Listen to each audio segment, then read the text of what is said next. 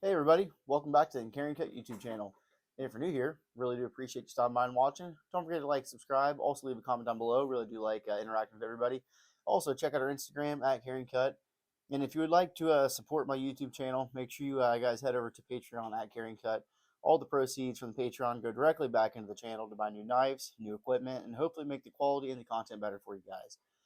So I'm kind of in a, I don't really know what you would call it, a squabble with YouTube monetization right now. I've currently, went and beyond the 1,000 subscriber mark, and of course the 4,000 watch hours. So I'm past that, and just they really do not seem like they want to monetize my channel. So not sure what's going on there, but if you guys would, I really would appreciate it. And of course, everything's gonna go back to buy new knives and all sorts of cool stuff like that. So thank you for everybody watching. So today I have another review for you guys. This is going to be the Spyderco Sage 5 Lightweight, and this is going to be coming from Neil over at the Knight's Edge YouTube channel. So make sure you guys go check out his channel. He's a great guy, does a lot of cool stuff. He does live streams, videos, he does reviews, a whole bunch of unboxings, and he has a lot of cool knives and some really high-end ones too. So make sure you guys go over to Neil's channel and tell him Carryandcut sent you. So let's go ahead and get right into this thing. So this is the Spyderco Sage 5 Lightweight.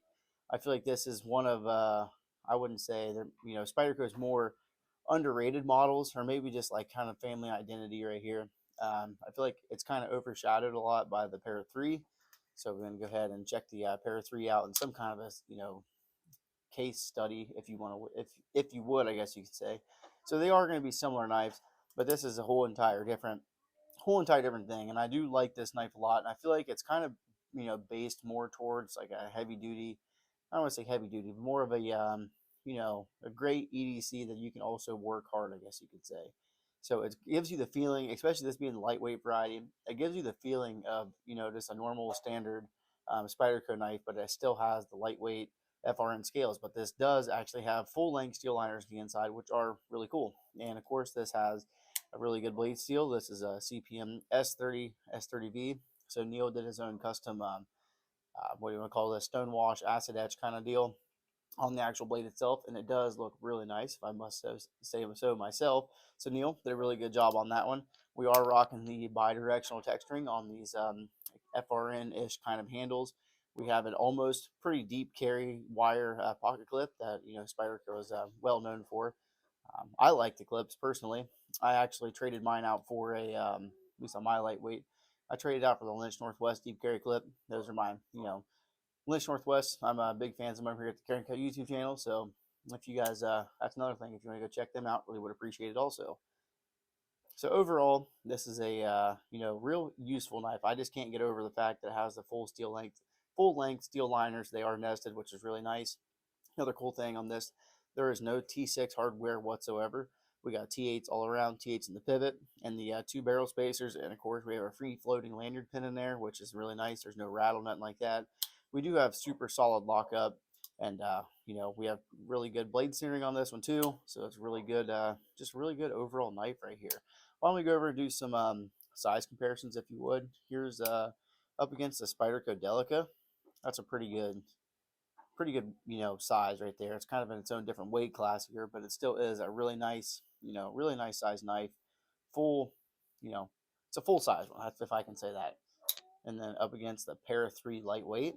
So these three knives right here, we have a perfect, just the whole different identity of Spyderco. We have a super lightweight, super slicey blade right here on the Delica. I feel like more of a hard use kind of leaf shaped blade here on the Sage 5, and then here on the Para 3.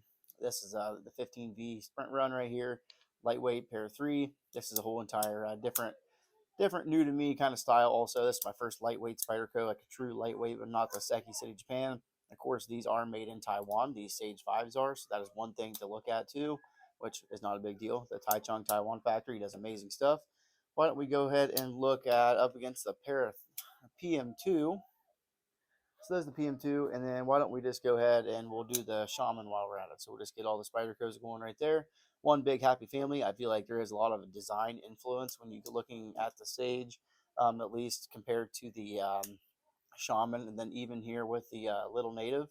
I feel like we're kind of in the same family dynamic going there, at least I mean, looking at the blade shape, and you look at the actual handle right here, especially on the, you know, they kind of all mimic the same kind of lines right there. So you have a really aggressive forward finger choil, and then, you know, like a finger guard right here, and it kind of swoops up. And I guess that's kind of a generic blade or handle profile for a lot of knives. But I see the, you know, I see the progression is pretty much what I'm trying to get at right there. So definitely way smaller than the Shaman, and a good fair bit bigger than the little Native. So why don't we do some specs here. So from tip of the knife to the end of the scale, we're looking at right at 7 inches.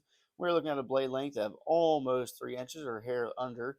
Sharpened edge is going to be a little over 2.5, more like less than 2.25 though. So somewhere 2 3/8, something like that size of blade length, sharpened edge length, I guess you could say.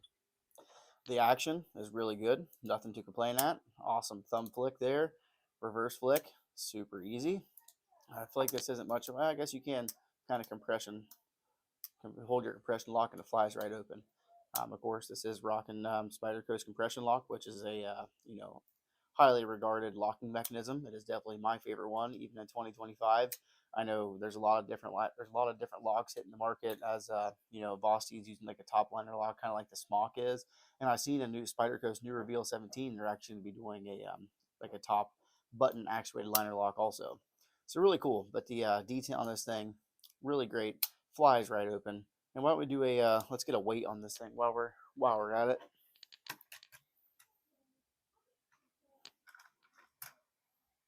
All right, zero this thing out. Perfect. We should be right at 2.9 ounces, which is pretty still a good lightweight, you know, range. Let's check the pair of 3 lightweight just for size comparison or weight comparison. So 2.4, which is kind of crazy and hard to believe because there is no real, you know, liners, I guess you could say, in the pair of 3 lightweight other than the one holding the actual compression lock and you know, holding it in. But this has still full length liners and still only weighs, you know, 0.5 of an ounce more, which is pretty impressive. We do have a nice, you know, pretty thin blade stock too. Um, Definitely going to be thinner than the pair of 3. I think this is still going to be under a half inch. I don't know what we go for you centimeters. I don't even know what the heck that would be. I use the Freedom units over here, so we're just a fuzz under 1/8 of an inch. So my calipers, battery died in them, not working too well nowadays. That's another thing I need to upgrade on the channel, is get a new set of calipers.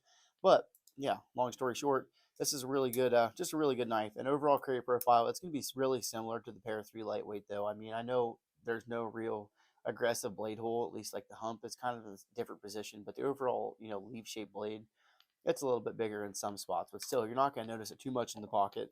And this leaf shaped blade, I just can't get over how useful it is. I'm not sure. It just feels different, you know, using something like this versus the, I don't know, call it like a beak blade shape it would be in all the other, you know, pair of 2s, PM2s and the pair of 3s. It just feels like a whole different knife, and really do like it. Also, the texturing is going to be different on this Sage 5 versus the pair of 3 and even the Delica. It's a whole different thing there. So, but in conclusion, I guess you could say, um, really good. I'm gonna say this is a win, and this is gonna be right around that $150 price point. So I got this. I will have this link down to River's Edge Cutlery down below. So make sure you guys check that out. The folks over at River's Edge Cutlery are awesome people. I am not affiliated with them in any sort of way, but I will have this link down to their website. So make sure you guys go check them out. Make sure you guys go check out Neil's YouTube channel too. There's a lot of videos like these wouldn't be possible without guys like him. So I really do appreciate it. Make sure you guys stay tuned for the next one, and we will see you later. Make sure you stay for the disassembly and maintenance video of this one too. It's going to be coming up next. All right, thanks guys. Peace.